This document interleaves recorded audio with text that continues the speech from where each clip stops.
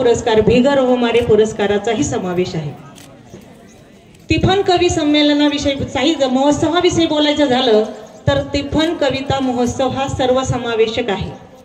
यामध्ये उपेक्षितांचा सन्मान केला जातो। त्याचप्रमाणे नवोदित साहित्यिकांना ज्येष्ठ साहित्यिकाच्या सोबत मान दिला जातो। आणि याचं उदाहरण द्यायचं झालंच तर मी माझं उदाहरण देईल, कारण जेव्हा पहिला तिफन कविता महोत्सव वाकी येथे संपन्न होत होता तेव्हा मी अगदी नवोदित होते। 8-10 ठिकाणीच कविता सादर केलेल्या असतील।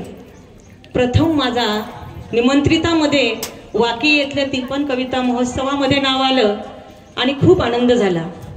औरंगाबादवरून मी मीनाक्षी राऊत, ढाकणे सर, संदीप ढाकणे सर, त्यानंतर संजय खाडे सर, पंडित वराडे सर वाकीला आलो। कविता संमेलन सुरू होणार होतं। आम्ही असंच खाली बसलेलो होतो, चेअरही नव्हत्या, हुसे सर वगैरेही खालीच बसलेले होते। आणि कवी संमेलनाचे अध्यक्ष प्रभाकर शेळके सर कवी संमेलनाचे प्रमुख म्हणून अध्यक्ष म्हणून विराजमान होते। अचानक माझं नाव सूत्रसंचालकाने घेतलं आणि मला व्यासपीठावर यायला सांगितलं। हे माझ्यासाठी अनपेक्षित होतं। मी पार गोंधळून गेले।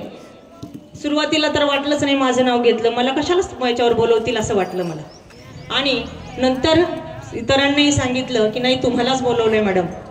पायऱ्यात चढून वरती येईपर्यंत गोंधळ गेला नव्हता। मनात अनेक प्रश्न होते, कशासाठी बोलवलं असेल, मला वरती काही बोलायला सांगणार आहेत का, माझ्याकडनं काही चुकलं तर नाही म्हणून सरांनी मला वरती बोलवलं। वरती गेल्याच्या नंतर प्रभाकर शेळके सर म्हटले मॅडम बसा। आणखी म्हटलं बसायला कशाला सांगतात, कशासाठी तरी बोलवलं असेल।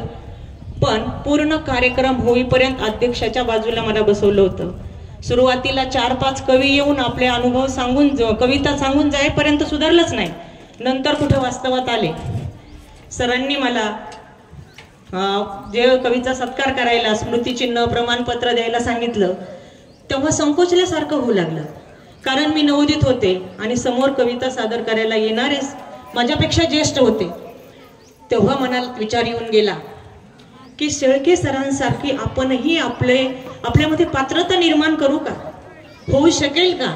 आता सरांनी बसवलंय पण मी माझी पात्रता निर्माण करून पाहुणं म्हणून अध्यक्ष म्हणून मंचावर बसू शकेल का, हा मनात प्रश्न होता। आणि ठरवलं नाही, आपल्याला यासाठी मेहनत करायची, लिहित राहायचं।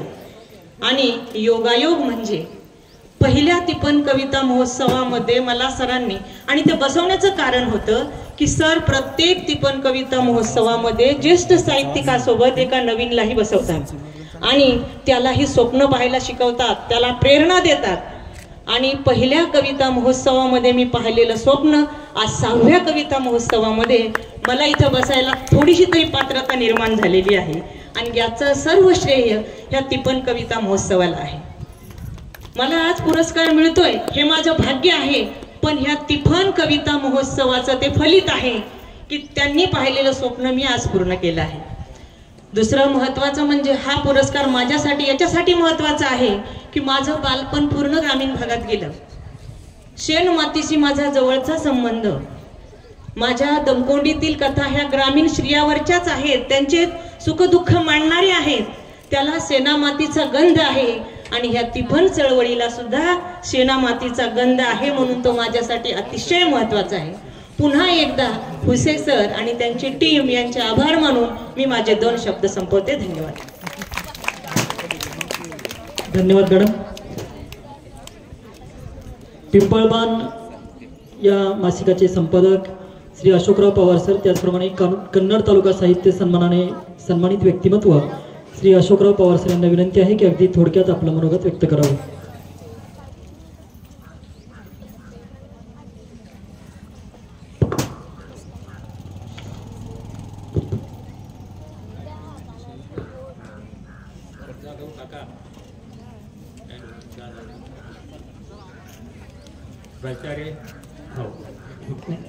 प्राचार्य भोसले सर आणि समोर बसलेले विद्वस्त प्राध्यापक लहाने सर, प्राध्यापक काळे सर, प्राध्यापक गायकवाड सर, इतर मंडळी आणि व्यासपीठावरती वृषालीताई, ज्येष्ठ कवी श्री मानेसाहेब, व इतर मंडळी आणि ज्यांनी हा उपक्रम राबवला त्या उपक्रमाचे संयोजक प्रवर्तक श्री शिवाजीराव उशे, ज्यांनी आपली साहित्याची पेरणी आपल्या तिफांद्वारे केली आणि करतायत हे असे ते उशे साहेब. आणि मित्र, मला जास्त काही बोलायचं नाही. 1984ला पिंपळपान हाती घेतलं, 1995ला पिंपळपान संपवलं. कारखान्याची अकाउंटची नोकरी होती माझी, तरीही मला तो उपक्रम करावासा वाटला असो. आणि आज अंक मी मुद्दाम आणलेले आहे. 1984चा काळ काय, विद्यापीठातून आलो आणि कारखान्यात नोकरीला लागलो. अशा वेळेस मी हे काम घेतलं आधी. मला हे साप्ताहिक आधी मंथली होतं, नंतर साप्ताहिक केलं. चालवते प्रसंग खूप त्रास झाला, आर्थिक त्रास झाला, नाही असं नाही, पैशाचं काम होतं, तरी पण ते कसं मी चालव. मला या साहित्यातून, या साप्ताहिकातून लेखन करतात. भोवर लिहिलेले लेख हे ज्यांचा जन्म या ठिकाणी झाला ते रायबांजी जाधव उत्कृष्ट प्रकारचे साहित्यिक होते. आपल्या निष्ठा प्रखरपणे जोपासणारा आणि मते निर्भीडपणे मांडणारा हा लेख मी लिहिला आणि भाऊने मला ऊर्जा दिली. मासिक पुढे चालू राहावं, आर्थिक ऊर्जा ज्याला म्हणूया आपण. यशवंतराव जेव्हा संरक्षण मंत्री त्यांच्या घरी थांबलो, त्यांनी मला मदत केली. नाही असं नाही, मदत खूप केली. प्रश्न असा राहायचा, 6 ते 7 पानं त्या काळात कव्हरिंग करणं जरा अवघड व्हायचं. 2 पानं 1 पानं साप्ताहिक काढणं वेगळं आणि मंथली म्हणून 6 ते 7 ते 8 पानं काढणं वेगळं. आणि इतर लोकांच्या साहित्यांचा याचा त्याचा छापण्याचा वगैरे सगळा त्रास असा एकंदरीत वेगळा उपक्रम राहायचा. पण मी वाचन करायचे. त्यातून मला वाचता वाचता असं सुचलं, मी आता एक म्हणतो फक्त 2 शब्दामध्ये. मोमन मंगल मोद मचावती, हंस नचावती धावती आव, काव्य के ज्ञान की ज्योति जगावती, गावती बीन बजावती आव, सोम प्रभाकर की प्रभा लावती, चंदन में छवि छावती आव, भंजी भयंकर भाव भयावने, भारती गीत भगावती आव. म्हणजे हे साप्ताहिक चालवित असताना, कारखान्याची नोकरी करीत असताना मानसिक आजाराने पछाडलं गेलो आणि डॉक्टर विनय बाराळींची ट्रीटमेंट आजपर्यंत सुरू आहे म्हणून हाताचे विषय नाही, बाकी काही. मला एवढंच म्हणायचंय, प्रत्येक गोष्ट निर्मिती क्रिएट करीत असताना एक विशिष्ट ऊर्जा असते माणसाची. त्या ऊर्जेचा स्रोत सांगतो तुम्हाला. उदंड पाणी आहे गंगोत्रीच्या जलोघात, उदंड पाणी आहे गंगोत्रीच्या जलोघात, थिजून बसलेल्या दुबळ्या पाऊल वाटा. उदंड पाणी आहे गंगोत्रीच्या जलोघात, थिजून बसलेल्या दुबळ्या पाऊल वाटा. त्यांना त्यांचेच रस्ते दिसले नाहीत, त्यांना त्यांचेच रस्ते दिसले नाहीत. राजांना रस्ते दाखवायचे नसतात, जे वाटसरू असतात ते उन्हाच्या झळा मोजतात. अहो अहो चंद्र भाळी मारून बिजलीला काख्यात घेऊन राजे ईश्वाकू कुळाचे गीत गात चालते झाले.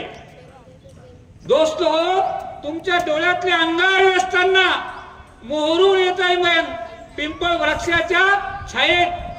कोसाड गडाखाली तुझी मोर पक्षी आबाळ माया सांगतात. हे युग पुरुषा, तुझी चेतनेची फुलं या पुत्रांना दे. जय शिवराय. आणखी एक फक्त छोटीशी एक कविता आहे, ती सादर करतो आणि माझी जागा घेतो.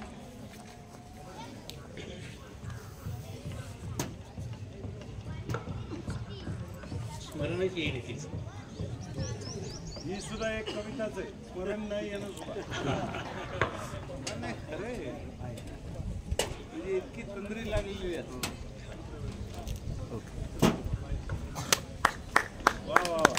धन्यवाद सरजी, आपल्या मनोगताबद्दल मनपूर्वक आभार.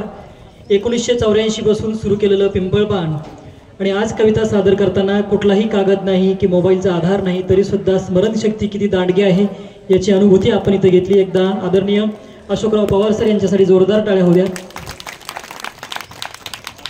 बोलके करण्यासाठी हवे असते संभाषण, आधारासाठी हवे असते मार्गदर्शन, योग्य दिशा मिळवण्यासाठी आवश्यक आहे आश्वासन. आणि आजच्या कार्यक्रमाचे अध्यक्ष आदरणीय वृषाली किनाळकर मॅडम, सुप्रसिद्ध कवयित्री नांदेड, यांना मी अशी विनंती करतो की या प्रसंगी आपण उपस्थितांना मार्गदर्शन करावं, अध्यक्षीय मार्गदर्शन करावं. तिफन कविता महोत्सवात त्यांचं हार्दिक स्वागत. टाळ्यांच्या गजरात आपण त्यांना व्यासपीठावर आमंत्रित करूया.